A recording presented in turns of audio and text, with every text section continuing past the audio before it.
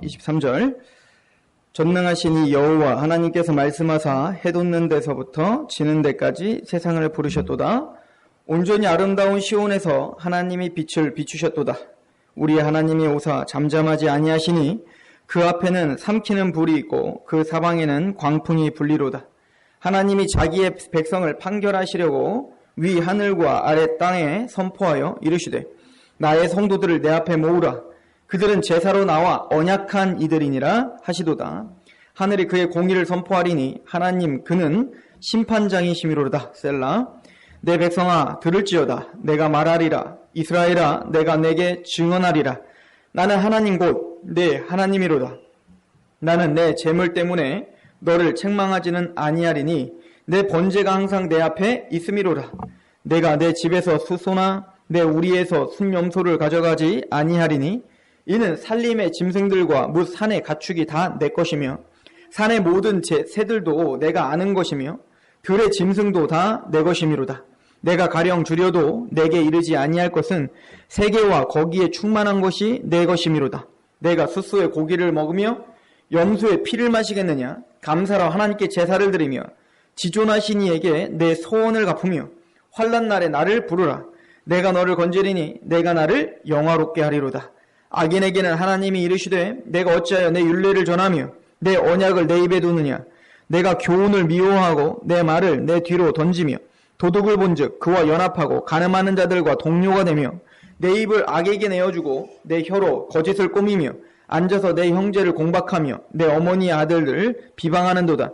내가 이 일을 행하여도 내가 잠잠하였더니 내가 나를 너와 같은 줄로 생각하였도다. 그러나 내가 너를 책망하여 내 죄를 내 눈앞에 낱낱이 드러내리라 하시는도다. 하나님을 잊어버린 너희여 이제 이를 생각하라. 그렇지 아니하면 내가 너희를 찢으리니 건질 자가 없으리라. 감사로 제사를 드리는 자가 나를 영화롭게 하나니 그의 행위를 옳게 하는 자에게 내가 하나님의 구원을 보이리라. 아멘.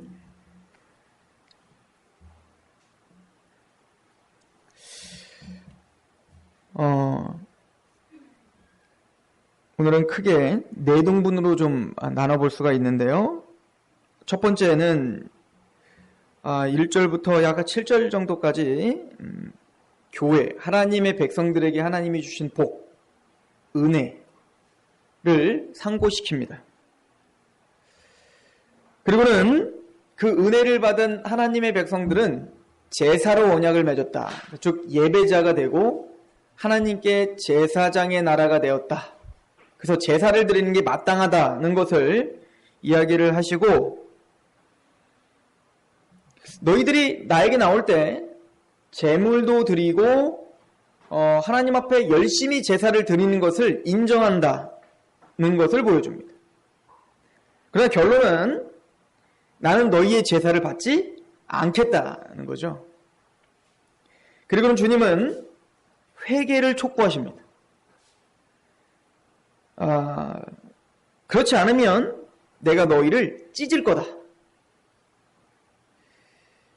그래서 감사로 제사를 드리는 자는 하나님을 영화롭게 할 것이고 그가 바로 하나님의 구원을 보게 될 것이고 그걸로 말미암아 세상 만민 가운데 하나님의 이름이 영화롭게 되는 일이 있을 것이다. 이게 어찌보면 오늘 시편의 전체적인 메시지입니다.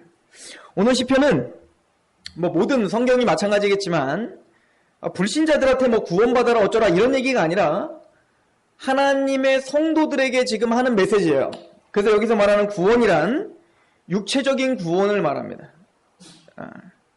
이스라엘 백성들이 하나님의 말씀에서 떠나 살아 하나님은 그를 찢으셨죠. 그래서 호세아서에 보면 하나님은 찢으시기도 하시고 싸매시기도 하신다는 말씀은 하나님의 이스라엘 백성들이 하나님의 율례에서 떠나면 하나님은 그들을 징계하셔.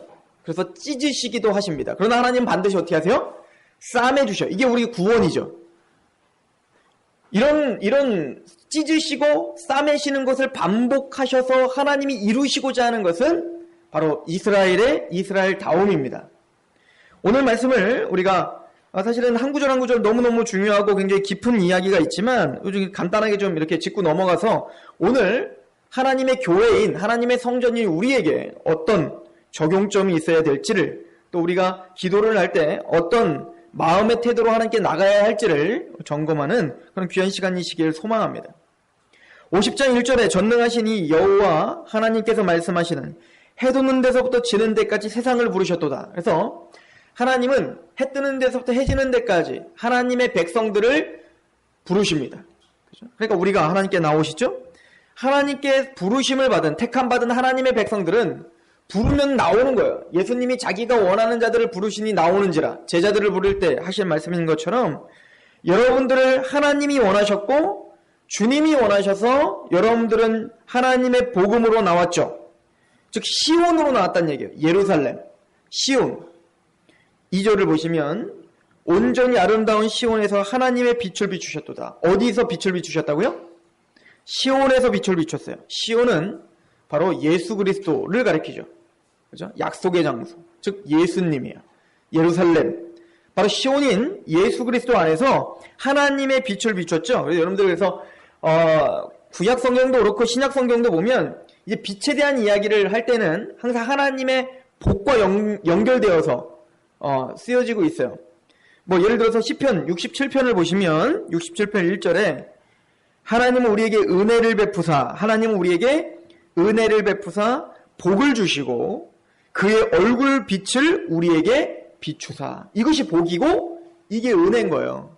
그러니까 세상에서 하나님은 하나님 백성들을 부르셔서 빛을 비춰주셔서 흑암 가운데 있었던, 그 흑암 가운데 무지하게 있었던 그런 자들에게 빛을 비추어 하나님을 알게 하시는 은혜가 있는 것. 이게 복이라는 거죠. 이게 성경이 말하는 복입니다. 그런 의미로 시온에서 저와 여러분들에게 하나님이 주신 복이 무엇입니까? 우리 고린도후서 4장 3절을 한번 보세요. 고린도후서 4장 3절. 이건 신구약 전체에서 우리에게 주는 아주 중요한 맥락 중에 하나입니다. 고린도후서 4장 3절입니다. 만일 우리의 복음이 가리었으면 망하는 자들에게 가려운 것이라. 즉 여러분들 천지를 창조하실 때 하나님이 제일 먼저 창조한 게 빛이었죠. 빛이 오기 전에 어떤 상태였어요? 공허와 혼돈이 가득했죠. 무지했어요. 복잡했고 어두움이었습니다. 마찬가지로 지금 타락한 인간의 마음은 혼돈하고 공허한 마음입니다. 무지합니다. 영적 질서도 모릅니다. 그런데 4절에 그 이유는 그 중에 이 세상의 신이 믿지 아니하는 자들의 마음을 혼미하게 하여서 그리스도의 영광의 복음의 광채가 비치지 못하게 함이니 그리스도는 하나님의 형상이니라. 그러니까 이 사탄은 우리를 공허하게 하여서 무엇을 못하게 하냐면 그리스도의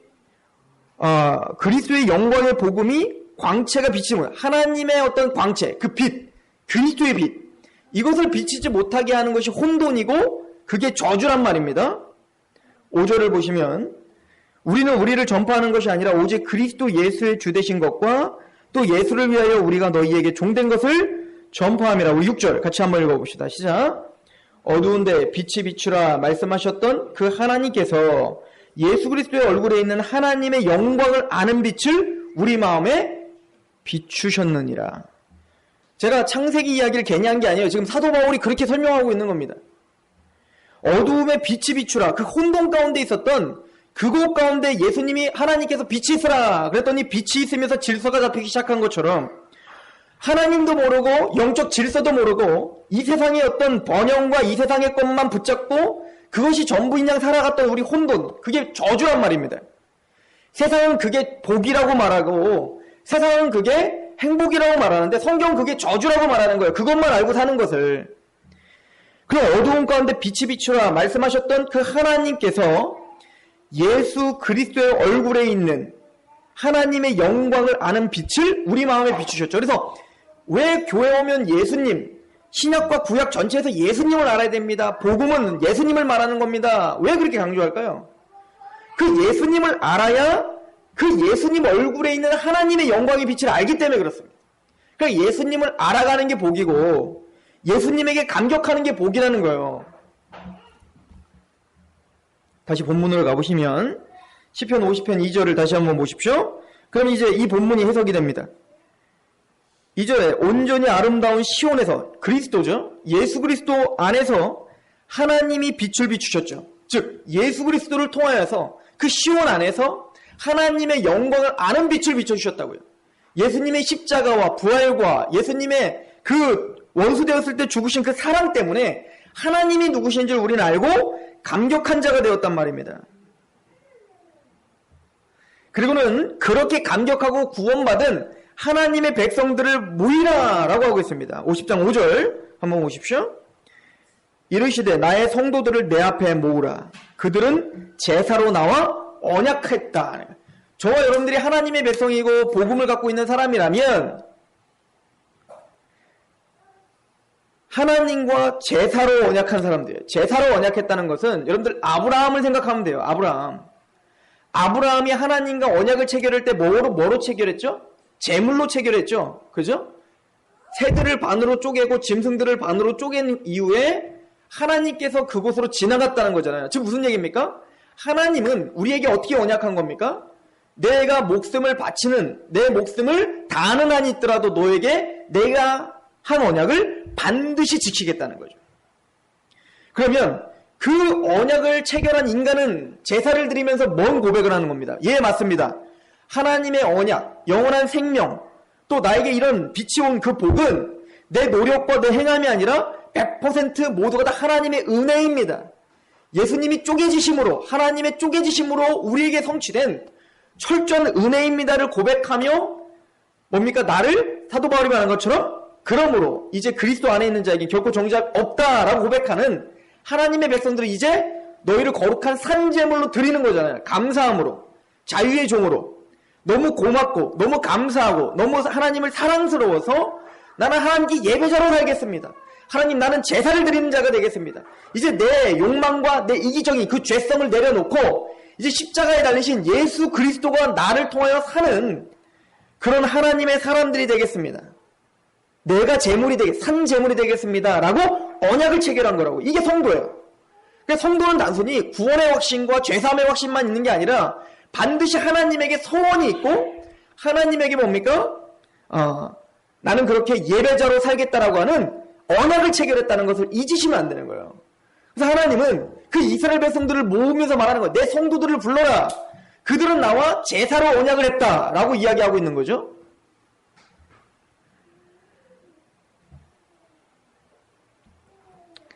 (7절은) 이렇게 이야기합니다. 내 백성아 들을지어다. 내가 말하리라. 이스라엘아 내가 내게 증언하리라. 나는 하나님 곧 내 하나님이로다. 나는 내 재물 때문에 너를 책망하지는 아니하리니 내 번제가 항상 내 앞에 있습니다. 하나님이 말씀하시는 겁니다. 그래, 너희들이 제사로 언약을 체결했기 때문에 너희가 정말 제사는 열심히 잘 드리는구나 라고 하는 거예요. 그래서 너희들이 양을 잡아오고 소를 잡아오고 안식일마다 절기마다 하나님께 나와서 제사 드리는 거 너 왜 그거 안 드리니? 라고 책망을 안 하겠다는 거예요. 왜? 너희가 완벽하게 잘하고 있으니까. 근데 진짜 문제는 그게 문제가 아니라는 거예요. 우리로 한번 본다면 하나님 내가 주일 예배도 드리고 수요 예배도 드리고 하나님 앞에 헌금도 드리고 11조도 드리고 하나님 앞에 내 몸도 처복종시키고 여러 가지 했습니다. 그럼 하나님은 그러시는 거. 그래, 잘했다. 주일 성수한 거 잘했다. 나에게 예배로 나오는 거 너무너무 잘했다. 그걸로 내가 너를 책망하지 않겠다. 그러나 네 예배 안 받을 거다. 지금 그 얘기인 거예요. 그럼 반대로 그까지 안 드려도 되겠군요. 뭐 안 받으신다는데. 그럼 또 이제 말라기가 있죠. 말라기서 한번 보십시오. 말라기서 1장 7절. 너희가 더러운 떡을 나의 제단에 드리고도 말하기를 우리가 어떻게 주를 더럽게 하였나이까 하는도다. 이는 너희가 여호와의 식탁은 경멸히 여길 것이라 말하기 때문이라. 만군의 여호와가 이르노라. 너희가 눈먼 희생 제물을 바치는 것이 어찌 악하지 아니하며 저는 것 병든 것을 드리는 것이 어찌 악하지 아니하냐. 이제 그것을 너희의 총독에게 드려보라. 그가 너를 기뻐하겠으며 너를 받아주겠느냐. 이 무슨 얘기냐면 제사를 드리는데 정성을 다하여 드리지 않고 어떻게 드린 거예요? 그냥 먹다 남은 거 드리고 그냥 막 드린 거예요. 그러니까 이거를 너희들이 한번 생각해봐. 너희 총독, 너희 지도자들이, 너희 왕이 왕 앞에 공물을 바치는데 너희가 나에게 드리는 것처럼 그렇게 드린다면 너희 왕이 그거 받겠냐? 당장 너를 곤장 때리지 않겠니? 감히 나한테 어떻게 이런 걸 드리냐? 그런데 하물며 하나님이신 여호와의 신 나에게 드리는 걸 어떻게 그따위 걸 드리니? 지금 그렇게 얘기하시는 거예요. 그러니까 우리가 주일 성수를 하고 하나님께 예물을 바칠 때 정성을 다하고 이건 너무너무 중요한 거예요. 뭐 쉽게 얘기해서 지금 주님은 이렇게 비교하는 거예요. 너희가 청와대에 초청을 받아 청와대에 갈 때 너희가 정말 그런 옷 입고 갈래? 너희가 정말 그런 태도로 갈래? 너희가 정말 그런 정신으로 갈래? 하물며 여호와께 나오는데 어찌 그렇게 예배에 그렇게 나오냐? 뭐 이런 얘기인 거예요. 이렇게 따지고 보면 이제 우리가 다 걸리는 거죠. 그죠? 그러므로 형식이 중요하지 않다는 얘기가 아닙니다. 지금 하나님은. 그러나 지금 이스라엘에게 진짜 하고자 하는 얘기는 그런 형식을 다 한다 할지라도 가장 좋은 곳을 떼어서 다 한다 할지라도 예전에도 저희 어머니가 성미를 예전에 떴잖아요. 그죠? 성미를 뜰 때 보면 그냥 교회 가기 전에 푹 떠서 안 가져가시더라고요. 성미를 뜰 때 밥 먹기 전에 이제 밥을 풀 때 우리 밥을 풀 때 그 성미 푸는 또 수저가 있어요. 그 성미 그 안에 있는 수저, 요만한 수저. 그걸로 다 한 수저씩 퍼요. 그래서 우리 밥 먹을 때 한 그릇씩 꽉 채워가지고 놓고 또 밥 먹을 때 우리 밥 먹을 때마다 주님에게 한 공기 드린다는 생각으로 푸신 거예요. 정성을 다했죠. 그게 우리 선조들, 우리 한국 교회의 선조들이 정말 그런 믿음을 가지고 그렇게 정성을 다해서 예배를 드렸단 말입니다. 우리와는 차원이 달랐죠. 그럼에도 불구하고 그런 사람들이에요. 지금은 시편 51편은 그렇게 정결한 짐승을 드렸던 자들이에요. 그럼에도 불구하고 하나님은 성이 안 차는 겁니다. 그러니까 우리가 참 예배자가 된다는 것이 그냥 술렁술렁 되는 건 아니라는 걸 우리는 성경을 통해서 볼 수 있는 거예요. 그렇다고 우리가 이런 성경들을 덮어버리면 안 되는 겁니다. 저는 여러분들이 복받았다고 믿어요. 제가 이 설교를 준비하면서 난 참 복받았다고 믿었어요. 왜냐하면 이런 성경 안 보실 거잖아요. 여러분들 혼자 있을 때. 그죠? 그냥 넘어가실 거 아니에요. 큐티 하실 때 읽었다 하는 걸 끝나잖아요. 이렇게 묵상 안 하실 거잖아요. 근데 이 말씀은 우리를 정말 전곡을 찌르는 거고 우리 신앙 전체를 뒤흔들고 있는 거라고요. 그래서 너무너무 중요한 겁니다. 여러분들 복받은 거라니까요. 하나님의 빛이 들어오면 우리가 찔림이 생겨야 되는 거예요. 그럼 주님이 진짜 원하시는 제사는 무엇입니까? 우리 시편 51편, 우리 다음 주에 볼 건데 거기에 답이 나와요. 시편 51편 16절. 다윗이 이렇게 이야기하는데요. 시편 51편 16절 17절. 주께서는 제사를 기뻐하지 아니하시나니 그렇지 아니하면 내가 드렸을 것이라. 주는 번제를 기뻐하지 아니하시나이다. 하나님이 번제와 제사를 정말 기뻐하지 않으세요? 기뻐하시잖아요. 그러니까 말라기서도 번제 안 드린다고 지금 난리 피우신 거잖아요. 그런데 다윗은 또 반대로 얘기하잖아요. 하나님은 번제를 기뻐하지 않고 제사를 기뻐하지 않는다는 거예요. 무슨 얘기냐면 하나님은 그 형식을 만들어 놓고 제물을 드리는 형식을 만들어 놓고 그 제물을 드리는 형식이 중요한 게 아니라 그 제물을 드리면서 하나님께 진짜 드려야 될 게 있었단 말입니다. 근데 그걸 빼놓으면 그건 예배가 아니라는 거죠.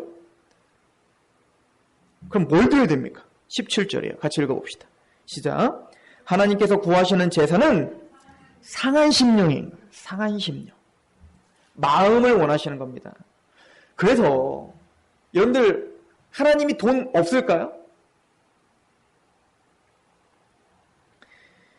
여러분들 오늘 본문 50편을 한번 다시 가보세요.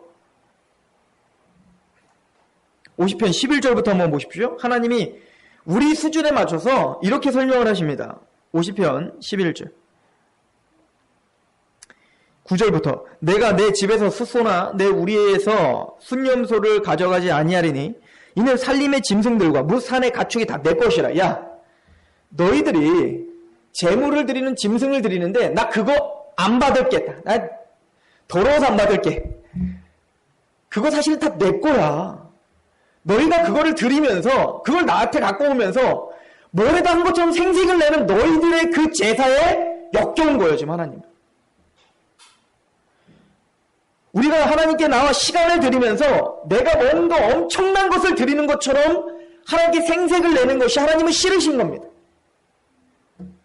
왜냐하면 우리의 시간, 우리의 재정, 우리의 육체의 건강함, 이 모든 것이 다 하나님 것이기 때문에 그렇습니다.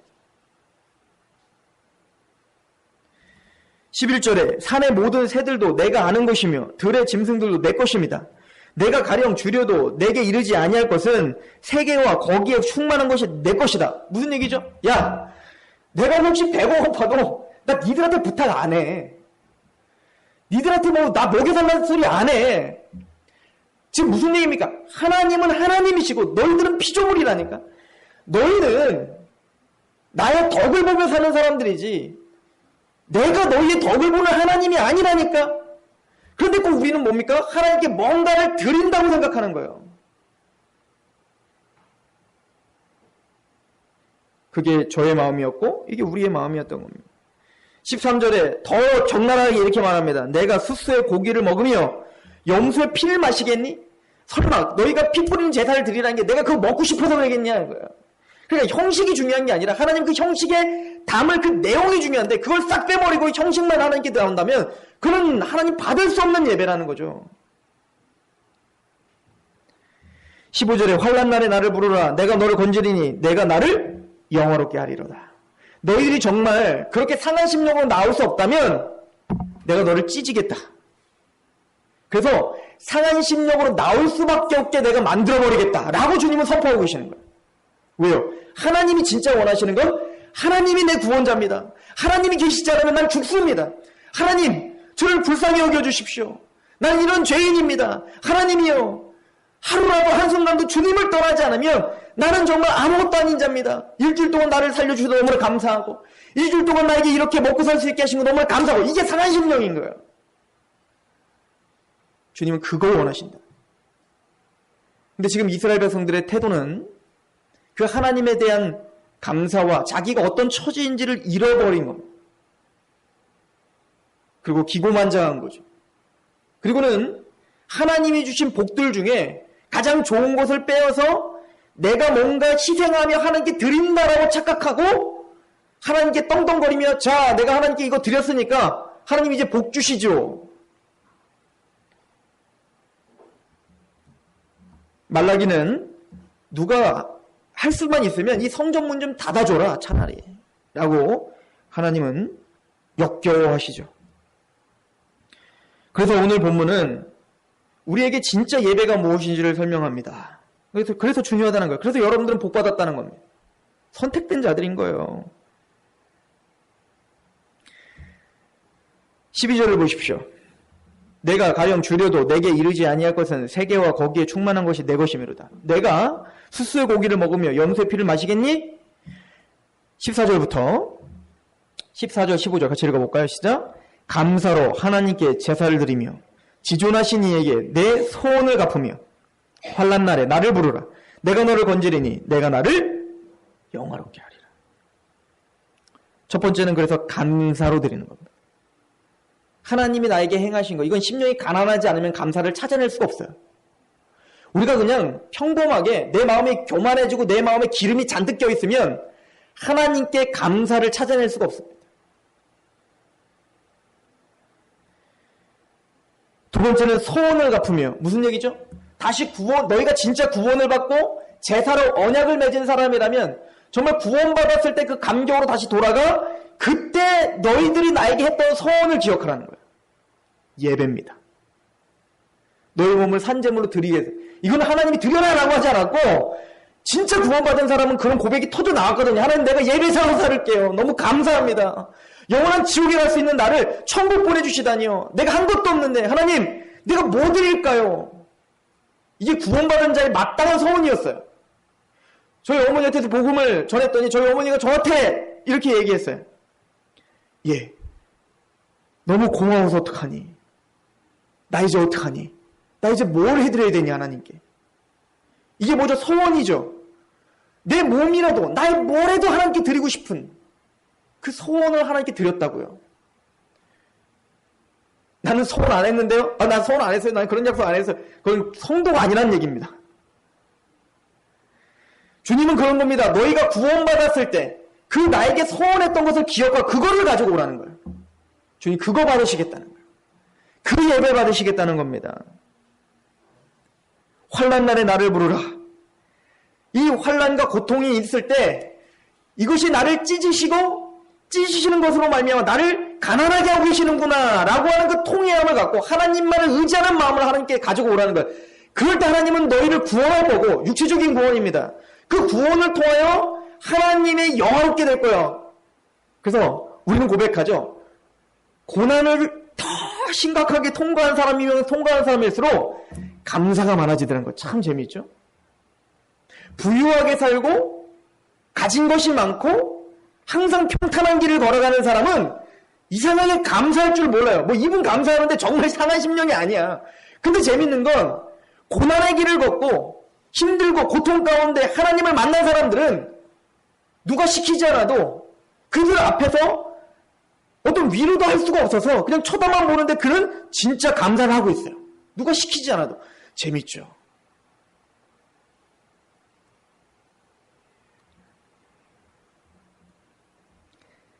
그 16절부터 이런 말이다. 이렇게 설명합니다. 악인에게는 하나님이 이르시되 내가 어찌하여 내 율례를 전하며 내 언약을 내 입에 두느냐. 내가 교훈을 미워하고 내 말을 내 뒤로 던지며 도둑을 본즉 그와 연합하고 간음하는 자들과 동료가 되며 내 입을 악에게 내주고 내 혀로 거짓을 꾸미며 앉아서 내 형제를 공박하며 내 어머니 아들을 비방하는도다. 내가 이 일을 행하여도 내가 잠잠하였더니 내가 나를 너와 같은 줄을 생각하였도다. 이거 대단히 큰 경고인데요. 그래서 여러분들이 복받았다니까 제가 이렇게 반복하는데 이런 구절들 얼마나 중요한 구절입니까? 여러분들 우리가 살아가면서 하나님께 올바른 제사를 드리지 못하는 저의 이유는 하나예요. 하나님이 아무 말도 안 해야 되기 때문에. 제가 요즘에 하준이한테 정말 이런 말 하면 안 되는데 자꾸 나오는 말이 있어요. 좋은 말 할 때 좀 들어. 존말 할 때 좀 들어. 이런 말이 나와요 자꾸. 왜 얘네들이 말을 안 들어먹을까요? 이 조그만 애들이. 안 맞아서 그래요. 이 맞지를 않아갖고 지금 정신을 못 차리는 거예요. 하나님이 그러는 겁니다 지금. 내가 이 일을 행하여도 내가 잠잠하였더니 내가 너희를 참고 기다리고 인내했더니 너희들이 나를 너와 같은 줄 아는구나. 내가 그냥 술렁술렁 넘어가는 사람인 줄 알았구나. 너희처럼 불의를 봐도 니들도 원래 불의가 있으니까 그냥 대충 넘어가겠지라고 생각했구나. 천만의 말씀. 나는 하나님이다.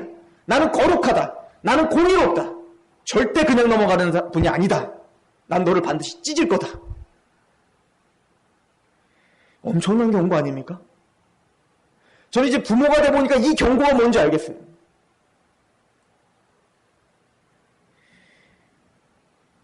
네가 나를 너와 같은 줄로 생각하는도다. 그러나 내가 너를 책망하여 내 죄를 내 눈앞에 낱낱이 드러내리라 하시도다. 하나님은 하나님의 성도들을 재단하겠다는 거예요. 하나님의 성도들을 재판하겠고 하나님의 성도들을 심판하겠다는 겁니다. 여러분들 구원받은 하나님의 성도들 심판받는 거 알죠? 지옥 형벌을 받지 않는 심판입니다. 그러나 이 심판은 쉬운 심판은 아닐 겁니다. 우리가 이 땅에서 행한 대로 반드시 하나님께 직구하리라. 로마서 15장 말씀이에요. 구원받은 하나님의 성, 우리들도 사도 바울도 포함된 우리들도 하나님 앞에 반드시 서리라 라고 말해요. 여러분들 하나님이 심판할 때 어디부터 심판합니까? 교회부터 심판하는 거 아시죠? 계시록 11장 1절부터 보시고 오늘 말씀을 정리합니다. 계시록 11장 1절.